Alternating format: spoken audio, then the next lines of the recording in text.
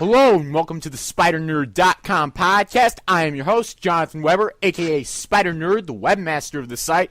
And joining me today for the panel is Mr. James Markin. Hey guys, what's up? How's it going, James? Pretty good, man. How's it going with you?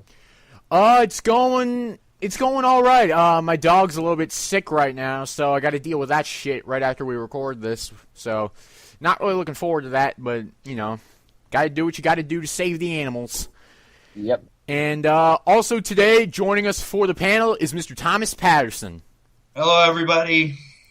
Yes, and just in case anyone is not aware, Thomas just got his microphone back from the horrible abomination that is Bigfoot. Yep. Came into my room and took it. Yes, we're referencing a pre-recording thing that happened there, so... In case anyone doesn't realize what we're talking about, that would be it. Yeah, we got a lot of news this week. There's not really much to talk about in the way of introductions. We got a lot of news this week in terms of spider news. I think we got like 5 or 6 news stories. Yeah. 5. Yeah, 5. Yeah, it's as I look on my Google Chrome, I see 5 news story tabs open, so that is 5 news stories. So we got a lot of shit to talk about this week. I'm not going to try to predict how long the podcast is going to be because I'm always wrong. Mm-hmm. Yeah, I'm always wrong.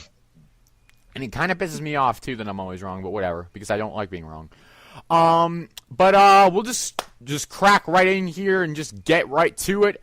We'll go through these news stories in order of their release because I just feel that it's more organized that way. And plus, I don't really want to get to the big thing. You know, we did get one kind of huge news story this week. We might actually The Amazing Spider-Man 2 to have a Super Bowl spot. The biggest news story this week. Obviously. I mean, who cares about a certain comic series coming back? Yeah. You know, that's small time, you know? Yeah, it's like... about that. That's ridiculous. I don't care about that. Who reads comic books anymore? I don't know. It's like, who does read comics anymore? Nerds. I mean, I sure as hell don't read comics every day and review them for this site and review them on the podcast. I sure as hell don't do that. I'm currently double tasking and reading some of the back issues of Superior that I missed.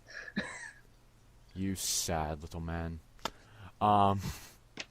Yes. Okay. Yeah. Segueing from that. First news story. Amazing Spider-Man 2. Gonna have a Super Bowl spot. Yeah. Cool. I legit guarantee you that there's not gonna be anything...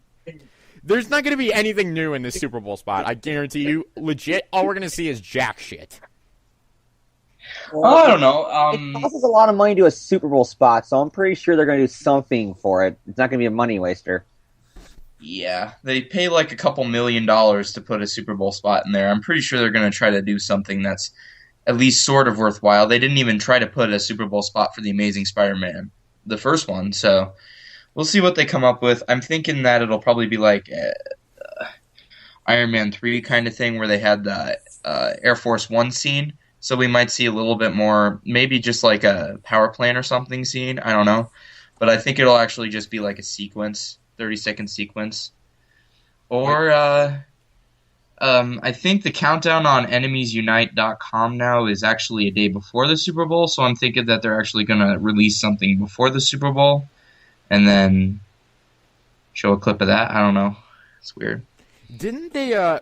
For The Amazing Spider-Man 1, didn't they not have a Super Bowl spot, but then literally released a full-length trailer like the day after the Super Bowl or something?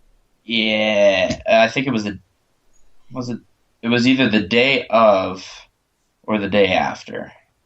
I think it was the day after. I really think it was. Yeah, it was probably the day after. Yeah, so I don't know. They might release a full-length trailer considering that we also have another Columbia Pictures movie called RoboCop coming out in February pretty soon. So yeah, RoboCop. That's going to be a movie. It's going to be a movie. Movie. Yeah, that's going to be a movie. I honestly know nothing about it, so that's why I'm just saying it's going to be a movie, because I don't know jack shit about it. But yeah, Super Bowl spot, nothing interesting there. Legitimately, yay. I actually heard it that they were going to give it a Super Bowl spot a long time ago, so nothing really new there for me. You can go screw yourself. Yeah. That's what happens when you follow 7 Webheads, dude. You go on his YouTube channel and he talked about it like 2 months ago. Well, see, I do follow 7 Webheads, but I don't spend my entire day on the internet. I have a life. I do. I spend my entire day on the internet. See, What are the implications of that? What are you trying to say? Nerd. See, Okay, that's it. I am hanging up. Oh, damn. Okay.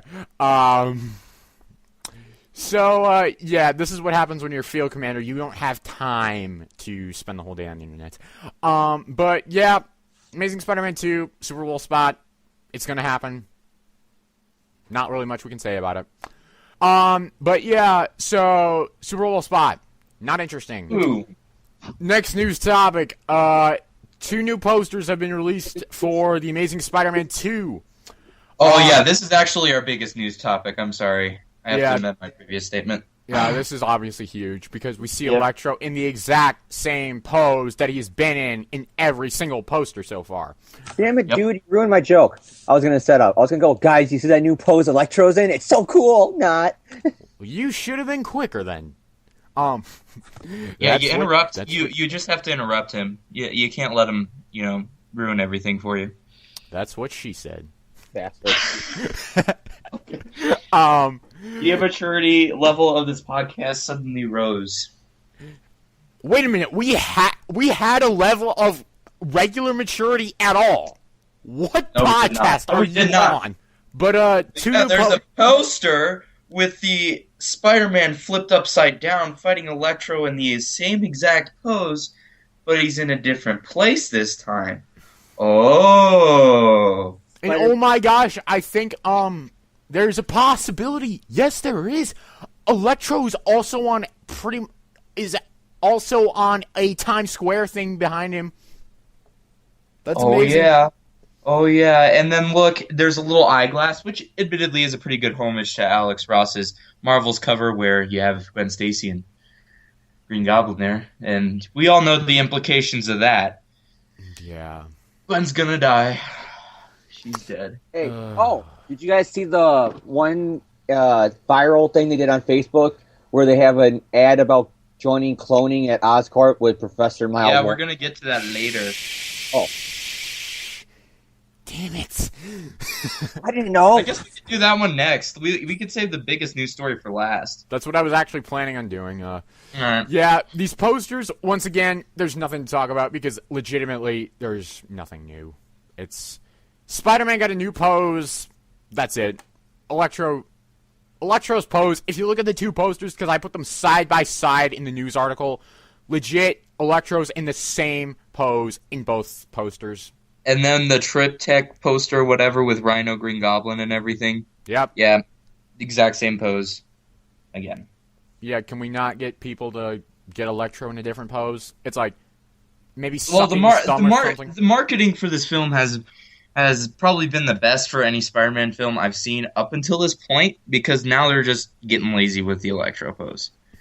They were doing everything correctly until they released these posters. Like, I'd be alright if they used the Electro pose, like, say, twice, maybe with the eyeglass and then the Triptych poster, but seriously, come up with a new one when Spider-Man's in a new pose, like fighting Electro from there.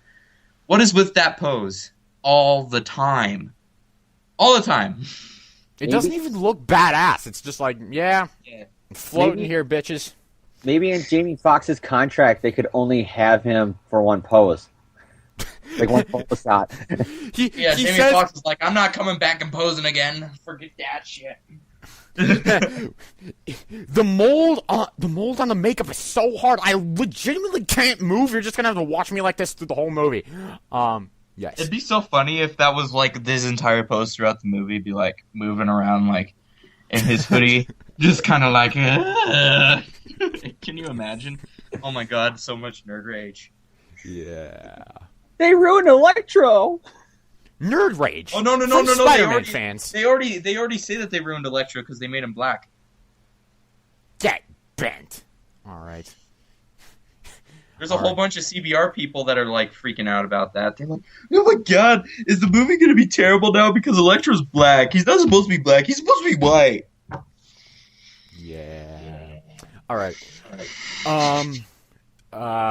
Yeah. That's really that.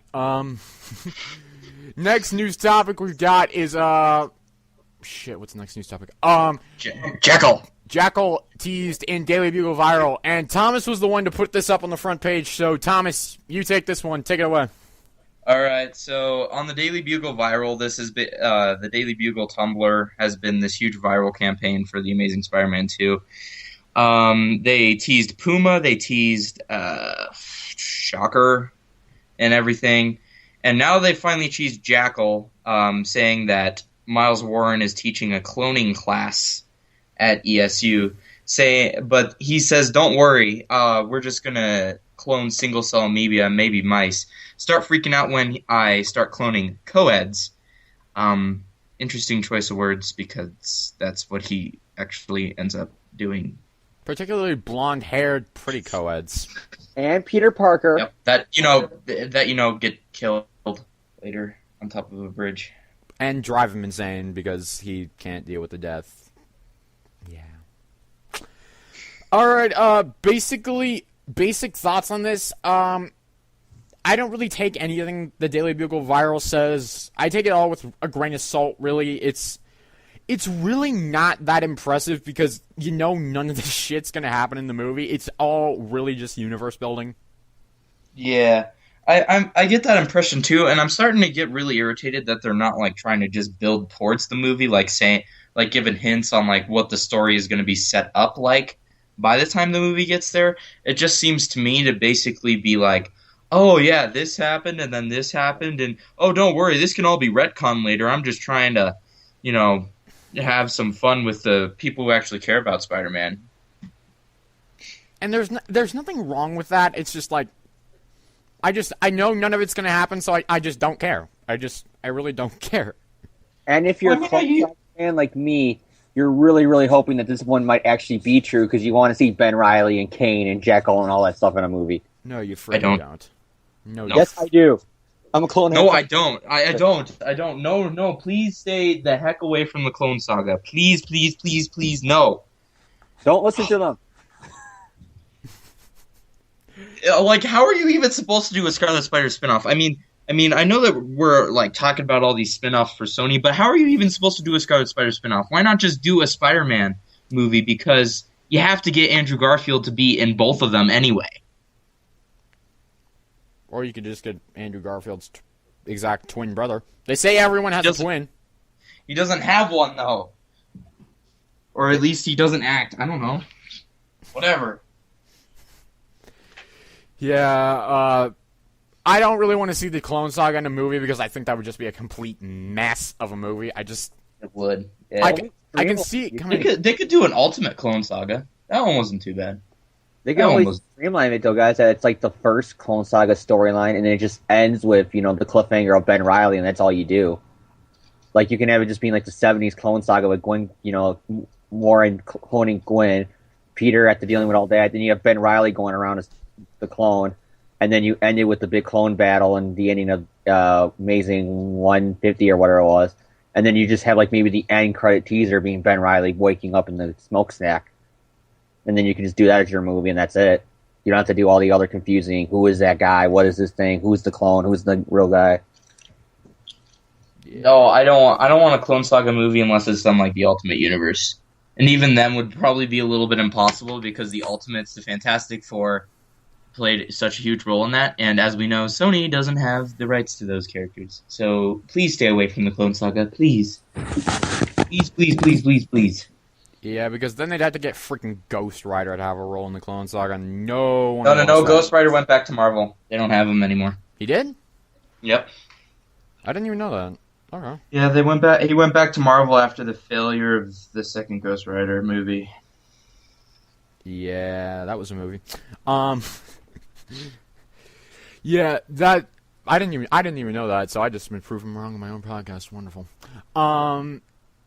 So Jackal is in the Daily Bugle viral, and literally, I'm just hoping that they don't do a Clone Saga movie, but really, I'm just taking this with a grain of salt because I know they're not going to. They're probably not going to. I think they've got too much going on already, and the whole Oscorp thing, unless they wanted to tie it in, I guess they could do that and say that Norman Osborn is behind the whole Clone Saga at the end of the third one, just like Norman Osborn is behind everything. Yeah, because he's supposed to be the main antagonist, so...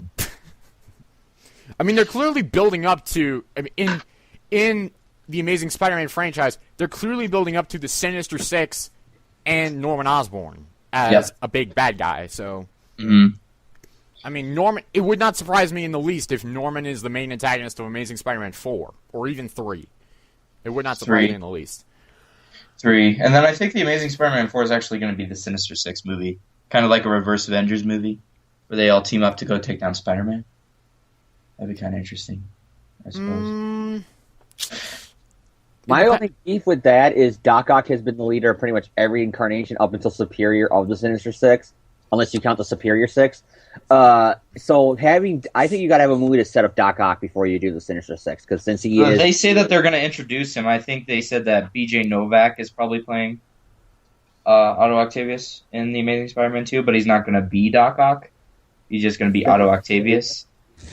Like in the Electro Arrives teaser for Comic-Con, he said, "Doc, you can't contain it." They say that he's probably talking to B.J. Novak's Dr. Octopus.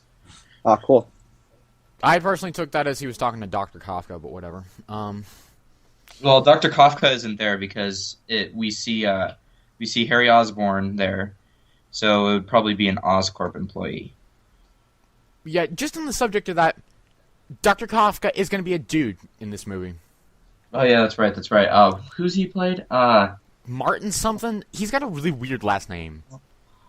Oh, I can't remember. Oh yeah, Dr. Kafka is going to be in this movie. Maybe it is Dr. Kafka. I thought it was Otto Octavius because they did tease him a lot.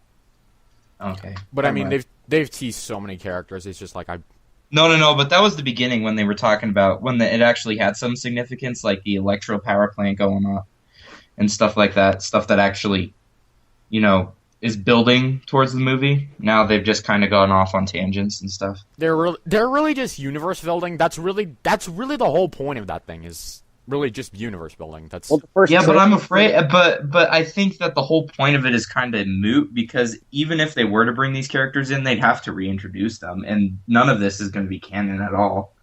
So it's not even really universe building. It's just pointless articles.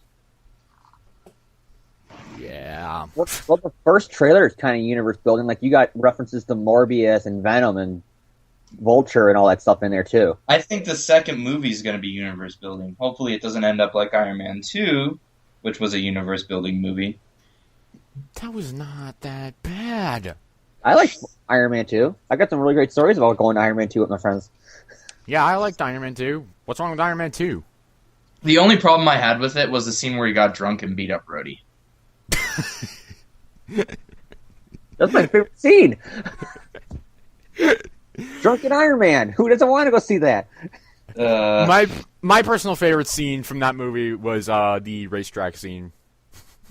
Oh yeah, I like the scene after that where like he's telling them that the whole world will consume him and everything, and I'm like, wow, this guy's evil. And then they basically relegate him really badly. But it was freaking awesome, because in that one scene in Iron Man 2, he's like, pretty decent tech. Cycles per second were a little low, though. And then legitimately, about an hour and a half later in the movie, when Vanko, or whatever his name is, calls Tony Stark at home, he's like, yeah, more cycles per second. Good advice. I was like, yeah, that just came back to bite you in the ass. That was funny. Well, Tony Stark's always had stuff come back and bite him in the ass. Iron Man 3, anyone? Iron Man 3? Here's my home address. 10880. This is totally the plot from The Incredibles. Wait, no, it's not. Yes, it is. I pissed you off when you were younger, and now you come back and tried to destroy my life because of it. It's not even he's trying to destroy his life. I just took it because Killian's whole plot is to basically just be the leader of the United States. You know, using the vice president to act as a puppet leader, so to say. Mm-hmm. And Iron Man just happened to get in the way. So apparently Warren Ellis was elected in place of the other presidential candidates in 2012. Who knew? The Marvel Universe has a different president. Wait, that's an actual guy? No, it's not. But I'm saying that this guy would have had to run against like some actual real candidates. I thought you were, there was like, I was like, what? Is there an actual We guy all know named that? Kennedy exists in the Marvel Cinematic Universe, right? Because X-Men First Class takes place in the Marvel Cinematic Universe. Oh wait, no, it doesn't. No, it doesn't. Because No, there are a lot of people that want it to, though. That was my favorite X-Men movie, so... Isn't this a Spider-Man podcast?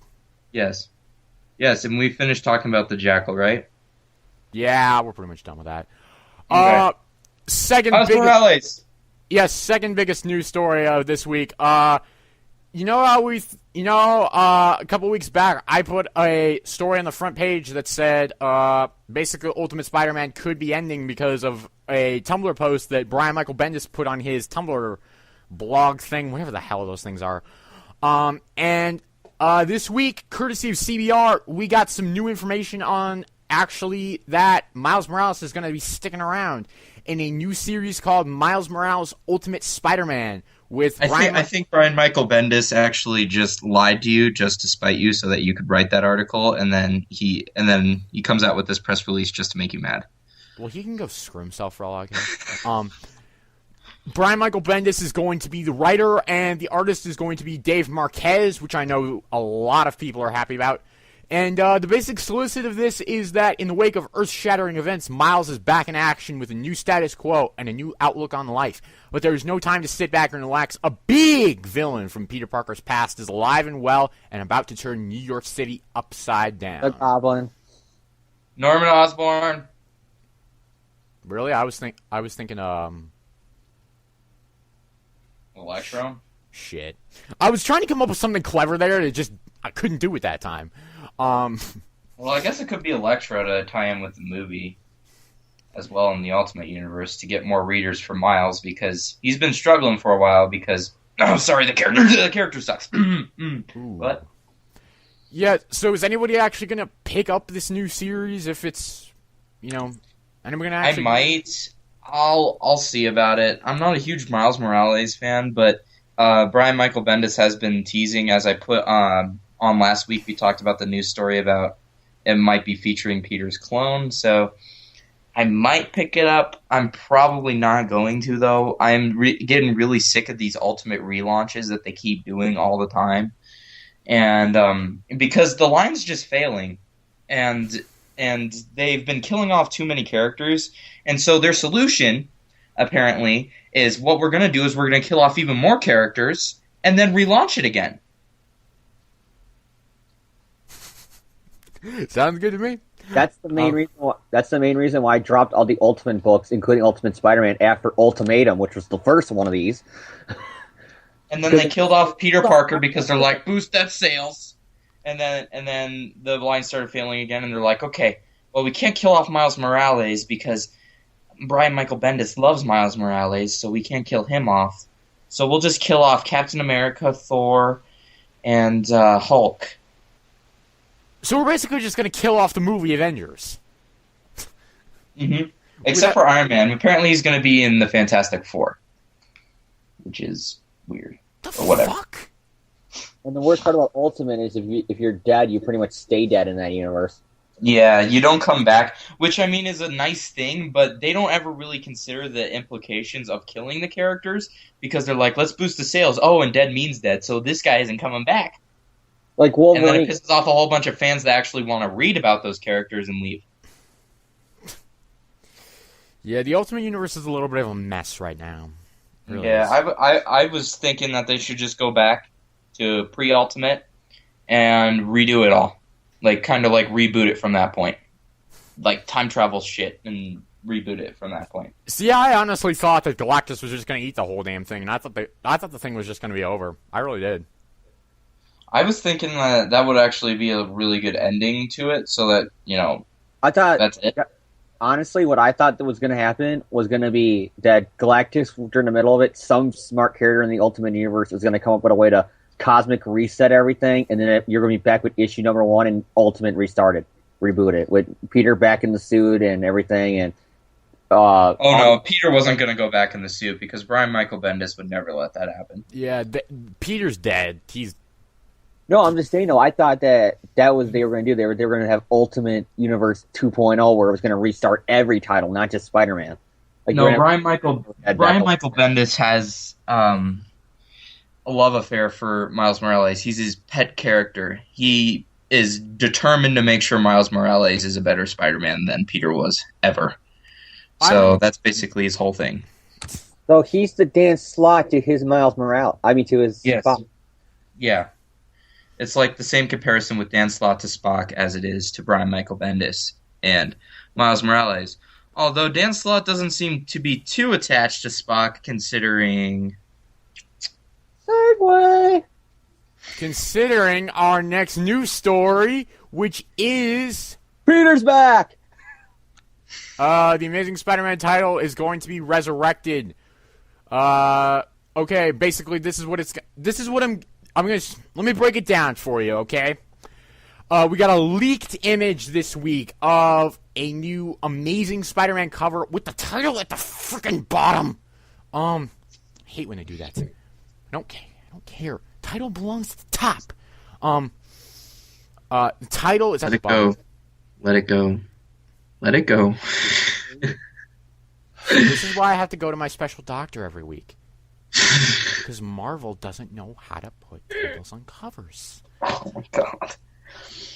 But, The Amazing Spider-Man, we got a leaked image of a new #1 cover with The Amazing Spider-Man creative team, Dan Slott as the sole writer, and Humberto Ramos as the main artist. Peter Parker is clearly pictured on the cover in the classic Spider-Man costume and is smiling in a way that is not very reminiscent of Otto Octavius. Now, this is not a confirmation that Peter is returning. It's not an official confirmation, but it is really adding to that rumor that Thomas and I talked about a few weeks ago, which was that this Amazing Spider-Man title is coming back around April, because legitimately the date on the cover is March to April 2014. Circumstances for this title are yet to be revealed, so it is not exactly clear whether or not this will replace Superior, but ultimately that's a big possibility. There's a big possibility. And also, I'd just like to point out to anyone who says this is fake, Marvel actually requested a lot of websites to take the image down, so I'm pretty sure they wouldn't do that if it was a fan-made image. Yeah, they would. I'm pretty sure what they would have done instead is be like, that's fake, that's not happening. In fact, Dan Slott probably would have been the first one to say, yeah, that's not happening. You have it's a fake image. Fake images over like the last few years that people make that are claiming real. Marvel just ignores them, but this one they take the time and effort to make sure it's off the internet. Yeah, this is real. I think this is real. This is real. I definitely think Peter's back. He's he's smiling in a way that is not like Otto Octavius, although it does seem a little odd for him to be smiling that way after Doc Ock pretty much literally and figuratively destroyed his life. I think it's more of just a vindicated moment that he's just happy that it's him again and Ock's out of his body. That's all. And it's just a cover signalizing, see, it's a smiling, happy Peter Parker with friendly neighborhood Spider-Man again. It's not, I'm the superior Spider-Man, so I'm going to shoot you in the face. I'll see, here's the way I took that. I just took that as Peter hated his life, and he basically just finally got the chance to say fuck you to all the people he hates, and he's swinging off smiling because he doesn't have to live there anymore. That's just... I'm thinking that it's probably just a way to basically make a statement that this isn't Otto Octavius anymore, rather than, what the story's going to be about. Because in number 700, didn't Peter say that he couldn't be Spider-Man anymore because he tried to kill Ock? Yeah. Yeah, but at first Spock killed a lot of people in his body. I don't think he cares. It's like, okay, at least I didn't kill you. But you killed a lot of people, so yeah, I'm still the better Spider-Man than you ever were. I think what they're probably actually going to end up doing is him quit for a bit and then have the Electro storyline that Slott promised for the Amazing Spider-Man 2 come around the exact same time. and then have Peter come back out to be Spider-Man, Because he to has fight stop Electro, and then decide to be Spider-Man again, because that seems to be a pretty constant thing with Peter. So I think we all know how that panel's going to work out. Electra's going to kill somebody. It's all my fault. I should have never gave up Uncle Ben. Put the suit back on, go out to fight. Yep, that's basically pretty much everything. mm-hmm. We can probably you probably just nailed like the first 5 issues of this new Amazing Spider-Man series. You probably just nailed it right there. Yeah, this is also coming to us through CBR, and really they actually got it from Comic Book Movie. I think they got it from. Yeah. Mm-hmm. And then Comic Book Movie's article was taken down, and CBR had to take the image down and everything. So Yeah, I'd say it's pretty legit. Yeah, It was like a domino effect. Every Spider-Man site then would put it up there, and then they had to take it down. And then another one put it up there, and they had to take it down.